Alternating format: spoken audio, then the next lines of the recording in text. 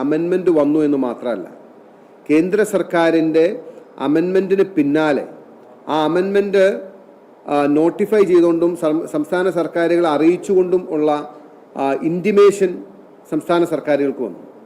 അതുകൂടാതെ അതിന് പുറകെ 2019 ഡേറ്റ് ഞാൻ എക്സാക്ട്ലി ഓർഗനൈ തിങ്ക് ഇറ്റ് ഈസ് ഒക്ടോബർ മാസത്തിലാണെന്ന് നിലനിൽക്കുന്ന എല്ലാ സ്വകാര്യ ലീസുകളും ടെർമിനേറ്റ് ചെയ്യാൻ ആവശ്യപ്പെട്ടുകൊണ്ടുള്ള ഡയറക്ഷൻ കേന്ദ്ര സർക്കാരിൻ്റെ സംസ്ഥാന സർക്കാരിന് വന്നു. To terminate all the existing mining leases on beats and minerals, atomic mineral കൺസെഷൻസിൻ്റെ പർവ്യൂ വരുന്ന എല്ലാ സ്വകാര്യ മൈനിങ് ലീസുകളും ക്യാൻസൽ ചെയ്യാൻ പറഞ്ഞുകൊണ്ടുള്ള ഡയറക്ഷൻ വന്നതിൻ്റെ പശ്ചാത്തലത്തിൽ കേരളത്തിലെ മൈനിങ് ആൻഡ് ജിയോളജി ഡിപ്പാർട്ട്മെൻറ്റ് അതിനു വേണ്ടിയിട്ടുള്ള പ്രോസസ്സ് മുന്നോട്ട് കൊണ്ടുപോയി. ഈ പ്രത്യേക സാഹചര്യത്തിൽ ഈ ലീസ് ടെർമിനേറ്റ് ചെയ്യുന്ന നടപടിയിലേക്ക് അവർ കടന്നു എന്ന് മാത്രമല്ല, അതിൻ്റെ അകത്ത് അവർ ഫർദർ ക്ലാരിഫിക്കേഷന് വേണ്ടിയിട്ട് നിയമപരമായി എല്ലാം കറക്റ്റായി ചെയ്യുന്നു എന്ന് ഉറപ്പുവരുത്തുന്നതിന് വേണ്ടി ലോ ഡിപ്പാർട്ട്മെൻറ്റിൻ്റെ ഒപ്പീനിയൻ ചോദിക്കുകയും ലോ ഡിപ്പാർട്ട്മെൻറ്റും ഇന്നത്തെ കേന്ദ്ര സർക്കാരിൻ്റെ നിർദ്ദേശത്തിൻ്റെ അടിസ്ഥാനത്തിൽ ലീസ് ക്യാൻസൽ ചെയ്യേണ്ടതാണെന്ന് അറിയിച്ചതിൻ്റെ വെളിച്ചത്തിൽ ആ ലീസ് ക്യാൻസൽ ചെയ്യുന്ന ലാസ്റ്റ് സ്റ്റെപ്പിലേക്ക് മൈനിങ് ആൻഡ് ജിയോളജി ഡിപ്പാർട്ട്മെൻറ്റ് കടന്ന് അതിനുള്ള ഓർഡേഴ്സ് ആക്കിയ സമയത്താണ് മുഖ്യമന്ത്രി ഇടപെട്ട് യോഗം വിളിച്ച് വീണ്ടും അതിന് ലൈഫ് നൽകിയത്. സ്വാഭാവികമായിട്ടും ഞാൻ ഇന്നലെ ഉയർത്തിയ ചോദ്യം ഇതാണ്: എന്ത് താല്പര്യത്തിൻ്റെ പുറത്താണ്? What was the interest?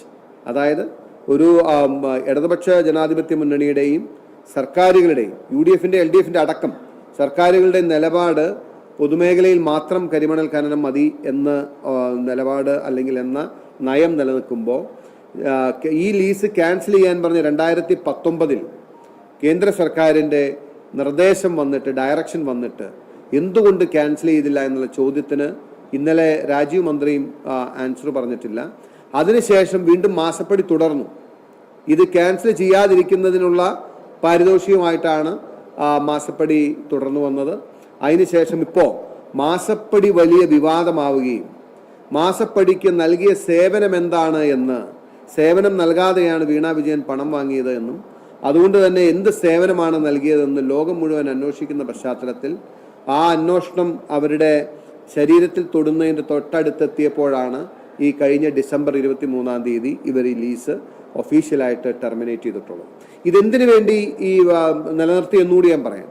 അതായത് കേന്ദ്രത്തിൽ ഈ ബീറ്റ്സ് ആൻഡ് മിനറൽസിൻ്റെ മൈനിങ് റിലാക്സ് ചെയ്യണമെന്നാവശ്യപ്പെട്ട് ഒരു വലിയ ലോബി, ഇൻക്ലൂഡിങ് ഇവിടെ കേരളത്തിലെ ഇൻട്രസ്റ്റ് ഉള്ള കമ്പനി അടക്കം അല്ലെങ്കിൽ അവരടക്കമുള്ള വലിയൊരു ലോബി കേന്ദ്ര സർക്കാരിൽ നിരന്തരം വർക്ക് ചെയ്തുകൊണ്ടിരിക്കുകയാണ്. അപ്പോൾ അവിടെ നിന്ന് റിലാക്സേഷൻ കിട്ടിയാൽ വീണ്ടും ഇത് സേവ് ചെയ്യാൻ പറ്റും. അതിൻ്റെ ഇടയിൽ ഇനി അങ്ങനെ നടക്കുന്നില്ല എങ്കിൽ ഇതൊരു ജോയിൻറ്റ് വെഞ്ചറാക്കി മാറ്റി KMREL ഇപ്പോൾ കേവലം 25% മാത്രം ഷെയറാണ് IREക്കും KSIDCക്കും ഉള്ളത്.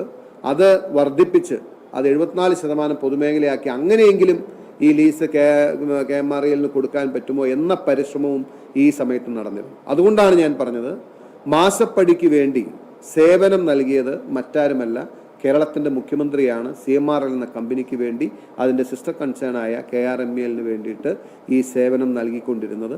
ഈ സേവനത്തിനും ഇത് കൂടാതെ ആ കമ്പനിക്ക് ചെയ്തു കൊടുത്തിട്ടുള്ള മറ്റ് സേവനങ്ങൾക്കും വേണ്ടിയിട്ടാണ് കോടാനുകോടി രൂപ മുഖ്യമന്ത്രിയുടെ മകൾക്കും അന്ന് നമ്മൾ ഇൻട്രീം സെറ്റിൽമെൻറ്റ് ബോർഡിൻ്റെ ഇതിൽ പരാമർശിച്ചിരിക്കുന്ന പോലെ PV എന്ന് പറയുന്ന പിണറായി വിജയനും ഈ കമ്പനി നൽകിയിട്ടുള്ളത്.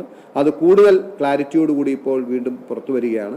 ഇന്നലെ മന്ത്രി വിശദീകരണം നടത്തിയപ്പോഴോ അല്ലെങ്കിൽ മറുപടി പറഞ്ഞപ്പോഴോ ഒന്നും ഈ ഭാഗങ്ങൾ അദ്ദേഹം പരാമർശിച്ചിരുന്നില്ല. സ്വാഭാവികമായിട്ടും 2019 ശേഷം നിയമപരമായി നിലനിൽക്കില്ലാത്ത ലീസിന് എന്തുകൊണ്ട് 2023 ഡിസംബർ വരെ കേരള സംസ്ഥാന സർക്കാർ ലൈഫ് നൽകി എന്നതിന് മറുപടി പറയേണ്ടത് മുഖ്യമന്ത്രി തന്നെയാണ്. കാരണം അദ്ദേഹം നേരിട്ട് ഇടപെട്ട് യോഗം ചേർന്ന് അദ്ദേഹം ഫയൽ വിളിച്ചു വരുത്തി അദ്ദേഹത്തിൻ്റെ ടേബിളിൽ കൊണ്ടുവന്നാണ് ആ ലീസിൻ്റെ ലൈഫ് നിലനിർത്തിയത്. അപ്പോൾ അതിൻ്റെ കൂടുതൽ ക്ലാരിറ്റിയാണ് ഇന്നത്തെ ഈ ഇതിൽ നിന്നും പുറത്തു വന്നിരിക്കുന്നത്. ഇനിയും ഈ കമ്പനിക്ക് നൽകിയ സേവനങ്ങൾ ഇനിയും അറിയാനുണ്ട്. അതും വരും ദിവസങ്ങളിൽ പുറത്തു വരും. അതിനപ്പുറത്തേക്ക് ഇത്രയും കാലതാമസം വരുത്തിയാൽ പോലും കേന്ദ്രത്തിന്റെ നിയമപരിധി അനുസരിച്ച് പ്രവർത്തിക്കാൻ സാധിക്കും. സീമാറിന് അവർക്ക് കരിമണൽ ഖനനം നടത്താൻ സാധിക്കും. അപ്പോൾ അങ്ങനെ ഒരു സമയം നൽകിയതുകൊണ്ട് അവർക്ക് എന്ത് നേട്ടമുണ്ടാകുമെന്ന ചോദ്യമാണ് ഇന്നലെ മന്ത്രി ഉയർത്തി. ഞങ്ങൾ അതായത് അവർക്ക് സഹായമൊന്നും ചെയ്തില്ലല്ലോ, ഈ പ്രതിഫലവുമായി ബന്ധപ്പെട്ട് നേട്ടമൊന്നും ഉണ്ടായില്ലോ സീമാറിന് ചോദ്യമാണെന്ന്. അല്ല, ഞാൻ അവർക്ക് നേട്ടമുണ്ടായ കാര്യങ്ങൾ പാർട്ട് 2 പാർട്ട് 3 വരും. വെയിറ്റ്, ഞാൻ നേരത്തെ പറഞ്ഞ ഒരു പിക്ചർ അഭി ബാക്കി എന്ന് പറഞ്ഞ സ്ഥിതിയാണ്. പക്ഷെ ഇത് ഈ മൈനർ കൺസെഷൻ റൂൾസ് റിലാക്സ് ചെയ്യാൻ വേണ്ടിയിട്ടുള്ള വലിയ ലോബിങ് ഡൽഹിയിൽ നടന്നുകൊണ്ടിരിക്കുകയാണ്. അപ്പോൾ ഈ സമയത്തിനോടിടയ്ക്ക് എന്തെങ്കിലും റിലാക്സേഷൻ അതിൽ വന്നിരുന്നെങ്കിൽ they would have implemented the lease. ഇതാണ് അതിൻ്റെ കീ. രാജീവ് ഇന്നലെ പറയുന്ന പ്രസക്തമായ കാര്യം 2002 ആന്റണി സർക്കാരാണ് സ്വകാര്യ മേഖലയ്ക്ക് ഖനനാനുമതി നൽകുന്നത്. ആദ്യം ഉണ്ടയുള്ള വെടിവെച്ചത് നിങ്ങളുടെ മുന്നണിയിലേക്ക് തന്നെയാണ് എന്നാണ്. ഞാനാണല്ലോ ആ ലീസ് തന്നെ കാണിച്ചത്. 2003-2004 UDF സർക്കാരെന്ന് അറിയാൻ പാടില്ലാത്ത ആളല്ലോ ഞാൻ. അതായത് അന്ന് അനുവദിച്ച ലീസ് പൊതുജന താല്പര്യാർത്ഥമല്ല എന്ന് മനസ്സിലായ മൊമെൻറ്റിൽ വിത്തിൻ 10 days ബഹുമാനായ ശ്രീ AK ആൻ്റണി അതിൻ്റെ തുടർ നടപടികൾ മരവിപ്പിക്കുകയുണ്ടായി. അതാണ് UDF സർക്കാർ ചെയ്തത്. അതല്ലാണ്ട് ഞാനത് UDF അല്ല എന്ന് അറിഞ്ഞുകൊണ്ട് അല്ലാണ്ട് അറിയാതെ പറഞ്ഞൊന്നുമല്ല. സോ അങ്ങനെയൊന്നും അതല്ലാതെ അദ്ദേഹത്തിന് വേറെ ഒന്നും പറയാനില്ല. നമ്മൾ അഡ്മിറ്റ് ചെയ്ത് ഞാൻ തന്നെ കാണിച്ച ലീസ് അദ്ദേഹം പറയേണ്ട കാര്യമില്ല. അത് UDF സർക്കാരിൻ്റെ കാലത്താണ്.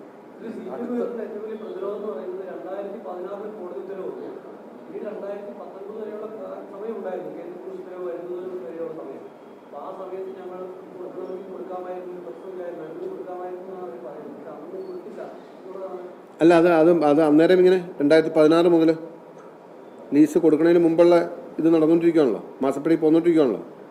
അതങ്ങനെ ഒറ്റടിക്ക് കൊടുക്കുമല്ലോ, അതല്ല അതിൻ്റെ രീതി എന്ന് പറഞ്ഞു.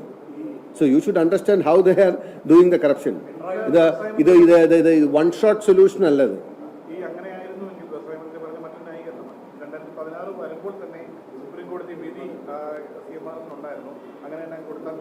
ഇല്ല, 2016 CMRന് കൊടുക്കാൻ സുപ്രീം കോടതി വിധിയില്ല.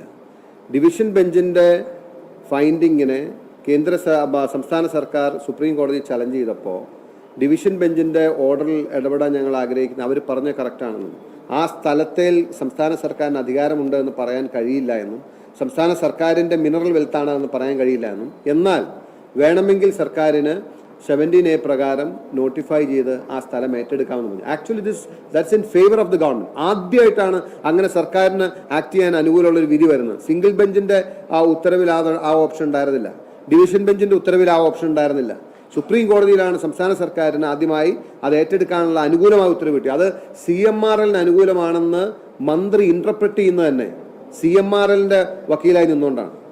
CMRLന് വേണ്ടി പറയുന്ന വാദമാണ് രാജീവിന്റെ വാദം, അല്ലാണ്ട് സുപ്രീം കോടതി വിധി CMRL അനുകൂലമാണെന്ന് പറയരുത്. മുഖ്യമന്ത്രി യോഗം വിളിക്കാനുള്ള സാഹചര്യം അവിടെ ഉണ്ടായിരുന്ന പ്രാദേശിക പ്രശ്നങ്ങൾ, അതായത് ആലപ്പാട് അടക്കമുള്ള മേഖലയിലെ പ്രാദേശിക പ്രശ്നങ്ങൾ ചർച്ച ചെയ്യുക എന്നുള്ളതായിരുന്നു എന്നാണ് മറ്റൊരു.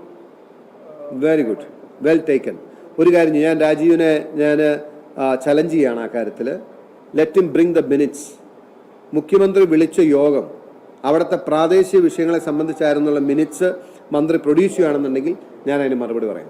He will be never able to do that. കാരണം മുഖ്യമന്ത്രി വിളിച്ച യോഗം ഈ ഒരൊറ്റ പർപ്പസിന് വേണ്ടിയിട്ടാണ്. Minutes of the meeting let him bring out. കൊണ്ടിട്ടെ, അദ്ദേഹത്തിൻ്റെ കൂടി വകുപ്പ് ബന്ധപ്പെടുന്ന കാര്യമാണല്ലോ. എന്തുകൊണ്ടാണ് ഈ ഹൈക്കോടതിയിൽ ഡിവിഷൻ ബെഞ്ചിൽ അപ്പീൽ പോകാൻ വൈകിയത്? ഉമ്മൻചാണ്ടി സർക്കാർ എന്നുള്ള ഒരു ആവശ്യം കൂടി എന്തുകൊണ്ടാണ് ചോദിക്കാൻ കൂടി? അത് ചോദിക്കാം, ഉമ്മൻചാണ്ടി സർക്കാർ തന്നെയാണല്ലോ. പ്രതാപൻ അടക്കം അതിനെ കത്ത് എഴുതിയിട്ടുണ്ട് എന്ന് കത്തും. സിംഗിൾ ജഡ്ജിന്റെ വിധി വന്നതിന് ശേഷം ഡിവിഷൻ ബെഞ്ചിൽ അപ്പീൽ പോയത് ഉമ്മൻചാണ്ടി സർക്കാർ തന്നെയാണല്ലോ. ഉമ്മൻചാണ്ടി സർക്കാർ തന്നെയല്ലേ? പ്രതാപൻ കത്ത് അയക്കേണ്ട സാഹചര്യം വരെ ഉണ്ടായി. അത് മേ ബി ഞാനത് നിഷേധിക്കുന്നില്ല.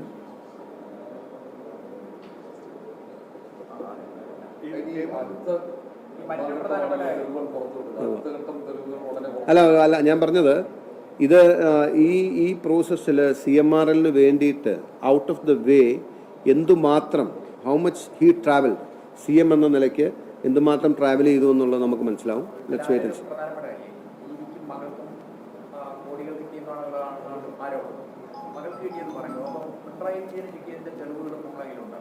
അല്ല, പിണറായി വിജയൻ കിട്ടിയെന്നുള്ളത് ഓൾറെഡി ഫൈൻഡിങ്ങിലുണ്ടല്ലോ.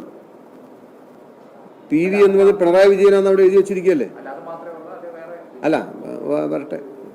മറ്റൊരു കാര്യം ഈ പറയുന്നത് 2019 കേന്ദ്ര സർക്കാരിന്റെ പൊതുമേഖലയിൽ ആവാന്നുള്ള ശ്രമം വന്നത്. പക്ഷേ ഈ പറഞ്ഞ വിവാദങ്ങൾക്ക് ശേഷമാണ് ഈ ഉത്തരവിറങ്ങിയെന്നാണ് പറയുന്നത്.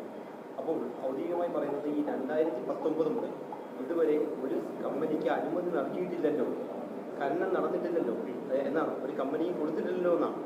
ഉത്തരവ് ഇറങ്ങിയത് ഇപ്പോഴായിരുന്നു, പക്ഷേ ഒരു കമ്പനിക്കും ഈ കാലയളവിൽ അനുമതി നൽകിയിട്ടില്ലല്ലോ എന്നാണ്. കൊടുക്കാൻ പറ്റുമായിരുന്നില്ലല്ലോ. കേന്ദ്ര നിയമം നിൽക്കുമ്പോൾ കൊടുക്കാൻ പറ്റുമായിരുന്നില്ല, അതുകൊണ്ട് കൊടുത്തില്ല. ക്യാൻസൽ ചെയ്യാൻ പറഞ്ഞിട്ട് ക്യാൻസൽ ചെയ്യാതെ വെച്ചുകൊണ്ടിരുന്നു. ഇപ്പം നിങ്ങളുടെ കയ്യിലിരിക്കുന്ന ഫോൺ നിങ്ങളുടെ അല്ല, അത് തിരിച്ചു മേടിക്കാൻ എന്നോട് പറഞ്ഞു. ഞാൻ നിങ്ങൾക്ക് ഫോൺ തന്നില്ലോ എന്ന് പറഞ്ഞാൽ അർത്ഥമുണ്ടോ? തിരിച്ചു മേടിക്കാൻ പറഞ്ഞ് തിരിച്ചു മേടിക്കണ്ടേ? തിരിച്ചു മേടിക്കാതിരുന്നത് നാളെയെങ്കിലും നിങ്ങൾക്ക് ആ ഫോൺ നിങ്ങളുടേതാണെന്നുള്ള ഈ കേന്ദ്ര നിയമത്തിൻ്റെ റിലാക്സേഷൻ എക്സ്പെക്ട് ചെയ്ത് അവർക്ക് വേണ്ടി ടൈം വിൻഡോ കൊടുത്താണ്. അതാണ് ഫേവർ എന്ന് പറഞ്ഞത്. അല്ല, അതിപ്പോൾ അതിൻ്റെ ബാക്കി വരുന്നതല്ലേ. ഇനി അതിൻ്റെ അടുത്ത നെക്സ്റ്റ് സെഷൻസ് ഉണ്ടല്ലോ. നെക്സ്റ്റ് ഇമ്മീഡിയറ്റ് വേറൊരു ക്വസ്റ്റ്യൻ വരുന്നുണ്ട് ഇതിൻ്റെ പുറകെ. അത് അടുത്ത ഘട്ടത്തിൽ ചർച്ച.